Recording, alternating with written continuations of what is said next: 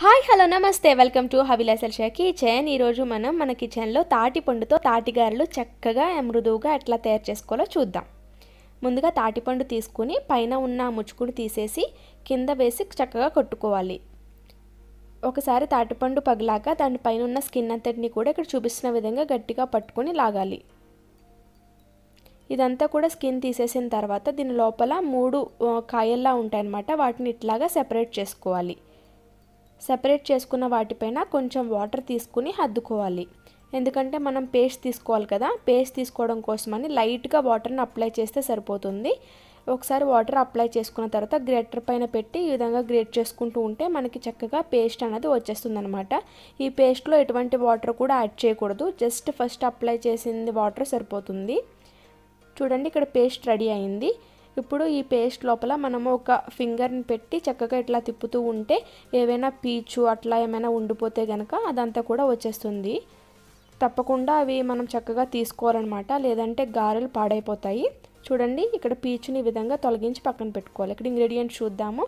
తాటిపేసం 1 cup, బెల్లం 1 cup, బియ్యం 1.5 cup, రవ్వ 1/2 కప్పు, అలాగే ఇలాచీ పౌడర్ అనమాట। ముందుగా ఒక గిన్నె తీసుకుని ఇందులోనికి 1 కప్పు తాటిపేసం వేసుకోవాలి। ఇప్పుడు అందులోనికి 1 కప్పు బెల్లం పౌడర్ని కూడా యాడ్ చేసుకోవాలి। యాడ్ చేసుకున్న తర్వాత ఇప్పుడు స్పూన్తో కానీ లేదంటే గరిటతో కానీ బెల్లము అలాగే పేసం రెండు కూడా చక్కగా ఇంకా పూర్తిగా కలిసిపోయేంత వరకు కలుపుకోవాలి। ఒకసారి చక్కగా కలిసిపోయిన తర్వాత 1.5 కప్పు దగ్గర బియ్యం పిండిని యాడ్ చేసుకోవాలన్నమాట। బియ్యం పిండిని యాడ్ చేసుకుని ఇందులోనికి 1/2 కప్పు వచ్చేసి రవ్వ సూజీ ఉంటుంది కదా, అది యాడ్ చేసుకోవాలి। అలాగే ఇప్పుడు ఇందులో 1 టేబుల్ స్పూన్ దగ్గర మనము ఇలాచీ పౌడర్ని యాడ్ చేసుకోవాలి। యాడ్ చేసుకున్న తర్వాత వీటన్నిటిని ఇప్పుడు చెయ్యి పెట్టి చక్కగా కలుపుకోవాలన్నమాట। అన్నీ చక్కగా సరిపోయినా లేదో చూసుకుని చక్కగా కలుపుకోవాలి। అన్నీ కూడా కరెక్ట్ క్వాంటిటీలో వేస్తే గారెలు చక్కగా వస్తాయి, లేదంటే గారెలు విరిగిపోతాయి, లేదంటే పాడైపోతాయి। సో చక్కగా వేసుకుని అన్నీ కూడా బాగా కలిసి అంతవరకన కూడా చేత్తో చక్కగా దీన్ని మనం ఈ మిశ్రమం అంతటిని కూడా కలుపుకోవాలి।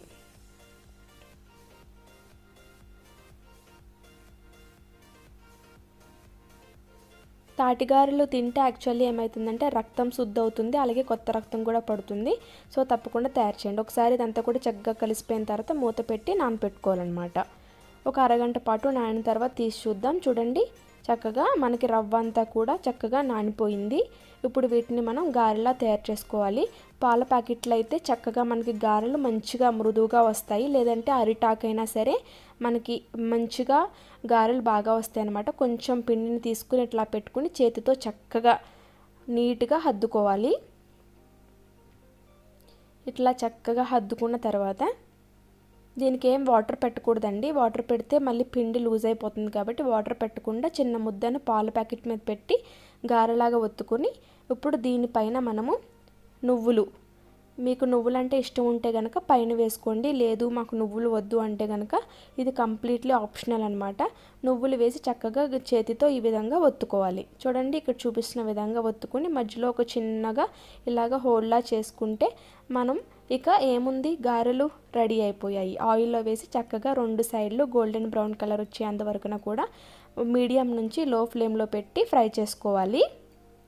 చూడండి ఇక్కడ చూపిస్తున్న విధంగా ఇక్కడ మా గారెలు గోల్డెన్ బ్రౌన్ కలర్లో మారిపోయినాయి అన్నమాట। వాహా మంచి కమ్మని సువాసన కూడా వచ్చేస్తున్నాయి। మా అందరికీ అయితే ఇక్కడ నోరు కూడా ఊరిపోతుంది। ఇప్పుడు వీటిని చక్కగా ఒక ప్లేట్లో పెట్టేసుకున్నామంటే చాలు, ఫ్యామిలీ మనందరం కలిసి చక్కగా తినేయచ్చు అనమాట। సో ఎంతో రుచికరమైన తాటి గారెలు రెసిపీ చూశారు కదా।